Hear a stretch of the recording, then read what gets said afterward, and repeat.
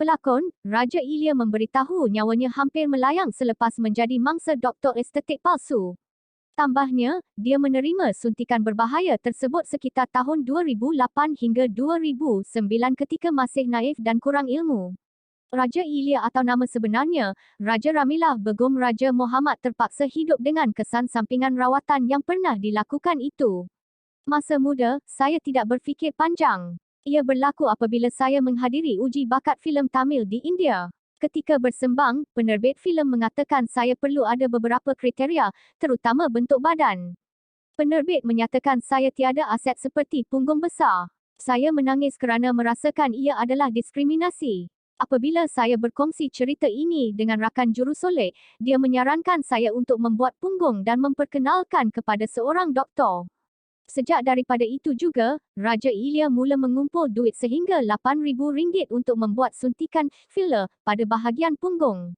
Doktor palsu itu menyatakan suntikan filler selamat dan tunjuk gambar artis yang pernah melakukan perkara sama. Apabila diberikan suntikan filler, saya mula pening, kemudian dicucuk dengan beratus suntikan. Disebabkan terlalu pening, saya tak ingat apa-apa. Saya disuruh balik, kemudian datang beberapa hari untuk menyempurnakan proses rawatan.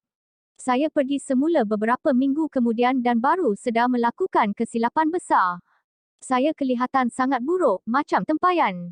Bercerita lagi mengenai keadaan dirinya sehingga kini, Raja Ilya berkata dia masih menerima kesan sehingga sekarang.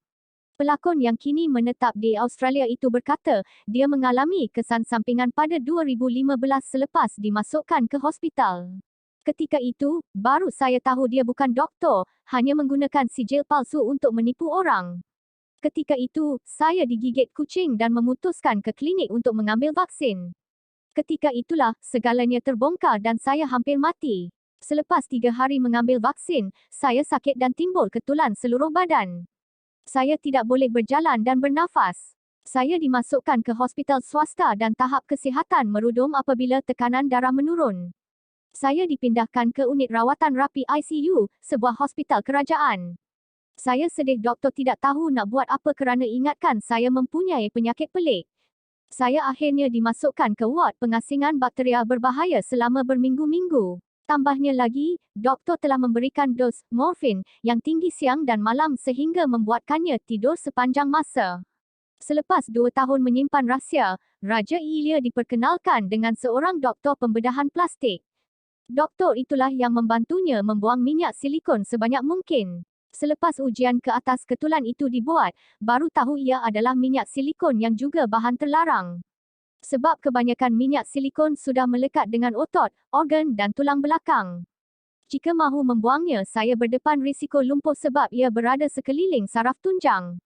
Jadi, doktor melakukan prosedur yang mana tidak semuanya boleh dikeluarkan.